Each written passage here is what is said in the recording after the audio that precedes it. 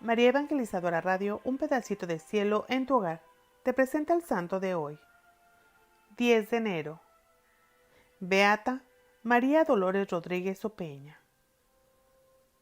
Dolores Rodríguez Opeña nace en Vélez Rubio, Almería, el 30 de diciembre de 1848. Cuarta entre 7 hermanos. Sus padres, Tomás y Nicolasa, se habían trasladado desde Madrid a esa localidad por motivos de trabajo.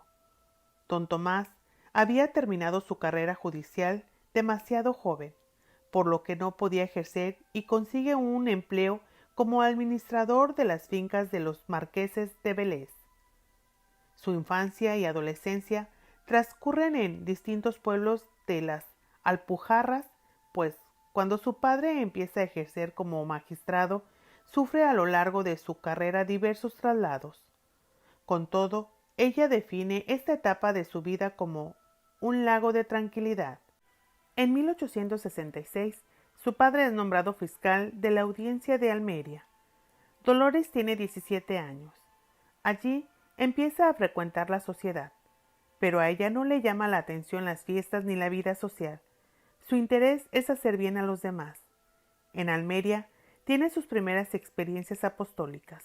Atiende material y espiritualmente a 2 hermanas enfermas de tifus y a un leproso, todo ello a escondidas por miedo a que se le prohibiesen sus padres.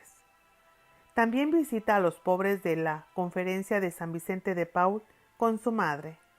3 años más tarde, su padre es trasladado a la Audiencia de Puerto Rico, donde viaja con uno de sus hijos mientras el resto de la familia se instala en Madrid.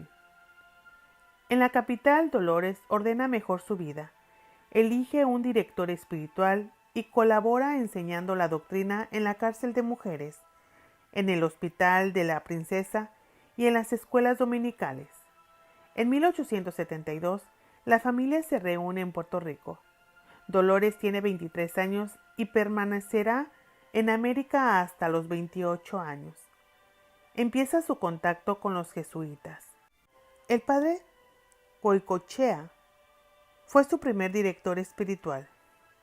Allí funda la Asociación de las Hijas de María y escuelas para las personas de color, donde se alfabetiza y enseña el catecismo.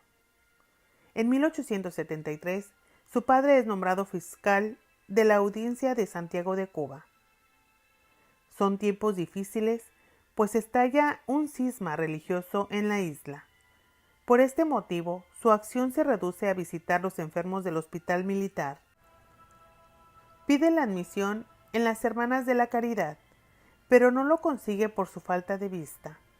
A la edad de 8 años había sido operada de los ojos y esta dolencia la acompañará toda la vida. Al terminar el cisma, empieza a trabajar en los barrios marginales y funda lo que ella denomina centros de instrucción, pues en ellos no solo se enseñaba el catecismo, sino cultura general e incluso se prestaba asistencia médica. Para esta obra consigue muchos colaboradoras y la establece en 3 barrios distintos. En Cuba muere su madre. Su padre pide el retiro y vuelven a Madrid en 1877. En Madrid organiza su vida en 3 frentes: el cuidado de la casa y de su padre, el apostolado y el mismo que hacía antes de dejar la península. Y su vida espiritual, elige director espiritual y empieza a hacer anualmente los ejercicios espirituales de San Ignacio. En 1883 muere su padre y se reavivan sus luchas vocacionales. Por indicaciones de su director, el padre López Soldado, ingresa en el convento de las Salesas, pese a que nunca se le había planteado una vida enteramente contemplativa. A los 10 días deja el convento, pues comprobó no ser su vocación. Al salir se dedica con más intensidad al apostolado. Abre una casa social, donde se tramitan diversos asuntos que salen en sus visitas al hospital y a la cárcel. En una de sus visitas a una de las presas que acababa de quedar en libertad, conoce el barrio de las Injurias. Corre el año 1885. Dolores tiene 36 años. Al ver la situación moral, material y espiritual de la gente, empieza a visitar el barrio todas las semanas e invita a muchas de sus amigas. Ahí empezará la que luego se denominará Obra de las Doctrinas, antecedente de sus centros obreros. A sugerencia del obispo de Madrid, Ciriaco Sancha, en 1892 funda una asociación del apostolado seglar, hoy denominado Movimiento de Laicos Opeña. Al año siguiente recibe la aprobación civil. La obra se extiende en 8 barrios de la capital. En 1896 empieza su actividad fuera de Madrid. Pese la posición de la asociación, acepta fundar la obra de Sevilla. Fruto de muchos malos entendidos, dimite como presidenta en Madrid al año siguiente y se establece en Sevilla. En solo 4 años realiza 199 viajes por toda España para establecer y consolidar la obra de las doctrinas. A su vez, acompaña al padre Tarín en algunas misiones por Andalucía. En el año 1900 participa en una peregrinación a Roma por el Año Santo. Hace un día de retiro en el sepulcro de San Pedro y allí recibe la confirmación de fundar un instituto religioso que diera continuidad a la obra de las doctrinas y que ayudará a sostener espiritualmente a la asociación laica. El cardenal Sancha, entonces ya arzobispo de Toledo, le propone fundar allí. El 24 de septiembre de 1901, en Loyola, después de unos ejercicios espirituales realizados junto con 8 compañeras, se levanta acta de fundación del Instituto de Damas Catequistas, hoy Instituto Catequista Dolores Opeña, aunque la fundación oficial fue el 31 de octubre en Toledo. Una de las grandes intuiciones de fundar al mismo tiempo una asociación civil hoy llamada Obra Social y Cultural Sopeña, que en 1902 consigue el reconocimiento del gobierno.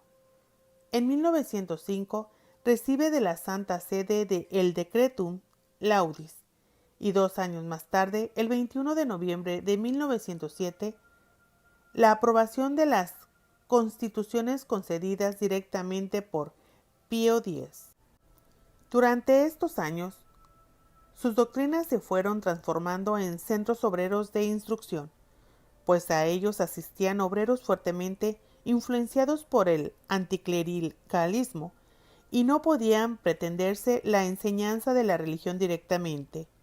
Esto también determina que las religiosas de este instituto no llevan hábito y ni siquiera un signo religioso externo. Cambia sus medios y sus métodos para poder conseguir el fin: acercarse a los obreros alejados de la iglesia, que no habían podido recibir instrucción cultural, moral ni religiosa, y unir a los distanciados socialmente. Entonces, la clase obrera y del pueblo, con la alta y acomodada, esto lo resume en 2 líneas de acción: dignificar al trabajador y crear fraternidad. Detrás de su entrega al servicio de los demás está una profunda y auténtica, una rica y espiritual. Su compromiso por la dignidad de la persona brota de su experiencia de un Dios Padre de todos, que nos ama con una ternura infinita y desea que vivamos como hijos y hermanos. De allí su gran deseo de hacer de todos una sola familia en Cristo Jesús. Su gran unión con Dios le permite descubrirlo presente en todo y en todos, especialmente en los más necesitados de dignidad y afecto. Salir al encuentro de cada persona en su situación, introducirse en los barrios marginales de la época, era inconcebible para una mujer a finales del siglo XIX. El secreto de su audacia es su fe, esa confianza sin límites que ella reconoce como su mayor tesoro y que la hace sentirse instrumento en las manos de Dios, instrumento al servicio de la fraternidad, del amor, de la misericordia, de la igualdad, de la dignidad, de la justicia, de la paz. En pocos años establece comunidades y centros de las ciudades más industrializadas. En 1910 se celebra el primer capítulo general y es reelegida superiora general. En 1914 funda en Roma y en 1917 viajan las primeras catequistas para abrir la primera casa en América, concretamente en Chile. El año siguiente, el 10 de enero de 1918, Dolores Opeña muere en Madrid con fama de santidad. El 11 de julio de 1992, San Juan Pablo II declara heroicas sus virtudes y el 23 de abril del 2002 se promulgó el decreto de aprobación del milagro que ha dado paso a su beatificación. Actualmente la familia Sopeña, formada por 3 instituciones que dejó fundadas, es decir, el Instituto Catequistas Dolores Opeña, el Movimiento de Laicos Opeña y la Obra Social y Cultural Sopeña. Está presente en España, Italia, Argentina, Colombia, Cuba, Chile, Ecuador, México y República Dominicana. Espiritualidad de Dolores Opeña. Tiene 4 rasgos especialmente relevantes. Es una espiritualidad cristocéntrica, eucarística, mariana e ignaciana. Su experiencia cristológica destaca en Jesús 2 rasgos fundamentales: Jesús como Dios encarnado y Jesús redentor. Dios ha asumido la condición humana y sale al encuentro de cada persona en sus penas y alegrías, necesidades y búsquedas, ofreciéndole de manera gratuita su amor incondicional y su propia vida. Él es el centro de su vida y de su corazón. Dialoga con Jesús a lo largo de toda su jornada, pero reconoce una presencia especial en la forma consagrada. Entre sus prácticas habituales sobresalen las visitas al Santísimo, la hora santa, el manifiesto diario. Llama al Jueves Santo el día del Instituto, porque ese día es la fiesta del amor, y en él se instituyó la Eucaristía. Ante el sagrario toma las grandes decisiones. Ante él, cada mañana al levantarse, arregla los asuntos del día. Recibe consuelo, fortaleza, inspiración. Su relación con Dios se expresa en una actitud filial llena de confianza. Reconoce la presencia de la Virgen en su camino, en su corazón, en los grandes acontecimientos personales y del instituto. El contacto con la espiritualidad ignaciana desde muy joven, sea a través de sus directores espirituales, como por la práctica anual de los ejercicios espirituales, dan a toda su espiritualidad y a la de la familia Sopeña una impronta claramente ignaciana, en la que se destaca una fuerte espiritualidad apostólica.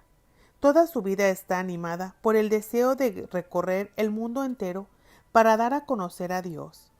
Una síntesis dialéctica entre acción y contemplación, alcanzando la gracia de ver a Dios presente en todo y en todos, especialmente en el rostro del hombre y la mujer del trabajo, necesitados de promoción y a quienes nadie les había hecho descubrir el rostro amable de Dios que los ama con infinita ternura. Una búsqueda continua de la voluntad de Dios, y una vez que la conocía, tenía un gran tesón, voluntad y capacidad de entrega y sacrificio para cumplirla, costase lo que costase. Su vida es un hacer constante, pero es un hacer de quien tiene viva la conciencia de ser un instrumento en manos de Dios. Una experiencia desarrolla en ella una confianza tal que la hace ser muy audaz, capaz de allanar obstáculos y desarrollar un apostolado sumamente arriesgado para una mujer de su tiempo.